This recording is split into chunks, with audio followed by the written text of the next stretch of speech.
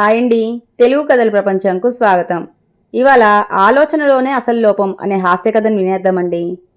అనగనగా ఓ ధనవంతుడు. అతడికి లెక్కలేనంత ఆస్తి, ఇంద్రభవనం లాంటి ఇల్లు. ఇన్ని ఉన్నా ఆయన సంతోషంగా ఉండలేకపోతున్నారు.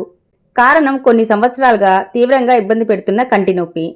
ఎంతోమంది వైద్యులను సంప్రదించి వైద్యం చేయించుకున్నాడు. ఎన్నో మందులు మింగాల్సి వచ్చింది. కానీ నొప్పి మాత్రం అలాగే ఉంది. చివరకు ప్రకృతి వైద్యం చేసే ఓ వ్యక్తిని పిలిపించాడు. ఆ వైద్యుడు ధనవంతుడి సమస్యను అర్థం చేసుకున్నాడు. కొన్నాళ్ల పాటు మీరు ఒక్క ఆకుపచ్చ రంగు మాత్రమే చూడాలి, మిగతా రంగులను చూడకూడదు అని చెప్పి వెళ్ళిపోయాడు ఆ వైద్యుడు. ఆ ధనవంతుడు రంగులు వేసే వాళ్ళని పిలిపించాడు. పీపాల కొద్దీ ఆకుపచ్చ రంగును కొన్నాడు. తన దృష్టి ఏ ఏ వస్తువుల మీద పడొచ్చో వాటన్నిటికీ ఆకుపచ్చ రంగు వేయమని పురమాయించాడు.